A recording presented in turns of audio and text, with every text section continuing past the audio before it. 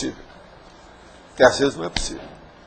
Mas quando for possível, é bom que tenha uma concisão. Eu tenho muito cuidado com esse negócio de concisão, porque às vezes você tem que falar palavras grandes, que são os palavrões, comprido, que é aquilo que eu chamo, que é a super espichada, e a sesquipedais. E tem a outra situação, que é você explicar, dentro da própria pergunta, uma enumeração para a coisa ficar clara. Se a gente vai falar uma expressão que é difícil, hoje mesmo nós tivemos duas aqui, né, que o povo boiou, é preciso colocar alguma coisa próxima para a pessoa já entender, porque senão não dá. E às vezes é justamente aquela palavra mais rara que é o núcleo da questão. Então isso tudo a gente tem que ver na questão de concisão. Agora, nós não podemos ser gongóricos. Você não chega a ser gongórico, porque você é lógico, mas você extrapola a apresentação ou approach, a abordagem. Não precisa disso. Professor, no meu caso, eu tenho dificuldade de síntese, porque eu escrevo e sempre usei muitas metáforas, metonímias, então, sempre apresentando um contexto e dando toda aquela questão do flow, né? Você é viciada. Então, aí, quando chega para sintetizar uma pergunta, eu me embaralho. Pois é. Entendeu? Não, não que eu não tenha um pensamento lógico. Pensa bem antes. Eu tenho dificuldade tem várias de síntese. pessoas aqui que já melhoraram, e eu falei para ela para escrever antes. Escreve a pergunta antes. E outra coisa, você vai escrever 15 palavras, depois você passa para 7. Uhum. Então aí você faz as 7 palavras limpinhas, para você não errar na hora de falar. Porque senão a pessoa ainda arrisca e fala as 15 de novo. Isso tudo já aconteceu aqui. Uhum. Tá certo? Assim como as pessoas têm dificuldade de análise, né? Eu tenho dificuldade de síntese. Então. Sei. Agora, ó, tanto uma coisa quanto a outra são difíceis. Às vezes, para a maioria, a maior dificuldade mesmo é a síntese. É a concisão. Na etologia, se sempre fala daquela sequência, né? Em relação à irreverência até chegar, por exemplo, Sim. na ironia. Em geral, que defeito, que trafá está mais ligado a essa passagem aí, que perde a característica da irreverência e passa para a ironia? Isso aí tem mais a ver com o temperamento mesmo da pessoa? Mais a ver, não. Arrogância?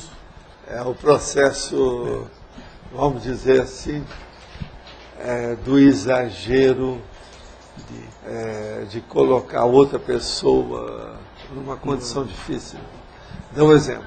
Um temperamento cômico, um temperamento, aquilo que no século XIX eles chamavam espírito zombeteiro. Isso aí é problemático. Por exemplo, o EM era um cara alegre, mas ele não chegava a ser zombeteiro. Está entendendo? Isso aí uma pessoa aí, um dia desse, falou a respeito de outra aqui conosco. Ontem mesmo eu vi essa conversa. Não, o fulano, tudo dele é mega, mas ele não é exagerado. Você entendeu? Então, isso é que é aquele processo da linha, da raia. Qual a fronteira? Aonde é que entra? Uma coisa é uma pessoa ter uma grandiosidade de pensamento. Outra coisa é ela ser exagerada. Exagero é uma coisa. Grandeza é outra. A grandeza, na hora que você vai estudar, fazer, por exemplo, uma análise, ela mostra aonde começa o exagero. É isso aí que você precisa para ver. Grandeza e exagero. A grandeza, no caso, seria o padrão de medida. Entendeu? Agora, a pessoa falou, há 2 semanas aqui. Não, ali tem tudo elevado para o mega, mas não há exagero. Entende? Agora, isso é a pessoa que já raciocinou muito, que conhece as coisas, conhece as pessoas, vê o que é. É necessário muita ponderação para se chegar a essa conclusão. O problema de exagero, as pessoas geralmente falam que a outra é exagerada para tirar o corpo fora. porque ela desconhece aquilo. O apedeuta, ele fala muito que as pessoas são exageradas. Que ele não conhece além daquele limite do trivial, do medíocre, da média, do mediano. Entendeu? Ele não passa daquilo. Então, de tudo que passa daquilo para ele, extrapolou. É exagero, é excesso. E não é. Não corresponde à realidade.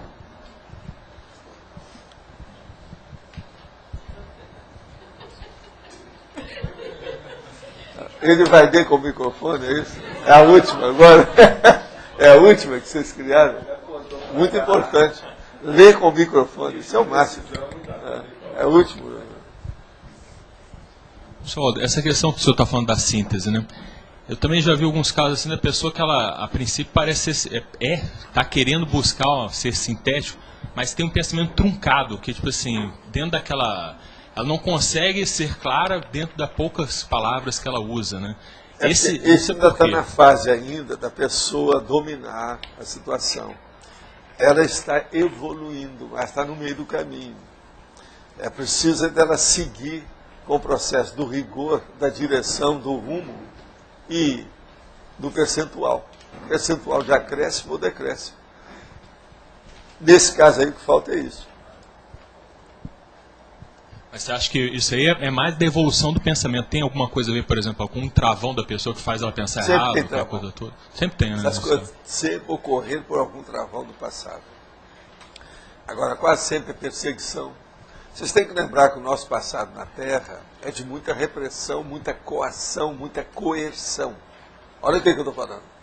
Repressão, coação, coerção. E ainda tem mais coisa em cima disso. A pressão externa, em cima de tudo, é o pai e a mãe que sejam subprotetor, é o processo, por exemplo, das ditaduras, é o problema da inquisição, disso e daquilo, o processo da pressão de um problema de guerra. Olha só, na história humana, quais foram os anos que não tiveram guerra? São poucos. Então isso tudo faz uma pressão e o holopensene é que age sobre isso. Hoje eu tenho uma noção perfeita, para mim, desse problema devido à pressão holopensênica. Eu expliquei aqui o caso. Eu vim para cá, para Foz, eu não sei se ouviu falando. Depois de 3, 4 anos sem viajar, eu fui para Ipanema, onde eu passei a maior parte da minha vida. Aí eu falei assim, eu estou doente, tem alguma coisa, não estou me sentindo, tem alguma coisa, estou sentindo alguma coisa aqui que não está normal. Há um bloqueio, há uma situação, parece que tem gente, mas não tinha consciência nenhuma. Eu vi, examinei tudo. Então era a pressão do holopensene em cima de você. Então é aquilo que eu falo, por exemplo, lá no Rio ou em São Paulo, você tem um holopensene que é superpressionado, constrangido. É quase que um taco de bilhar. Agora aqui não, ele é expandido, é uma bola enorme. Você pode agir porque é solto. Devido ao nosso processo interior, o problema da atmosfera, o holopensene propriamente dito. Isso então influi demais nisso tudo. Uma pessoa, por exemplo, ela pode ser muito mais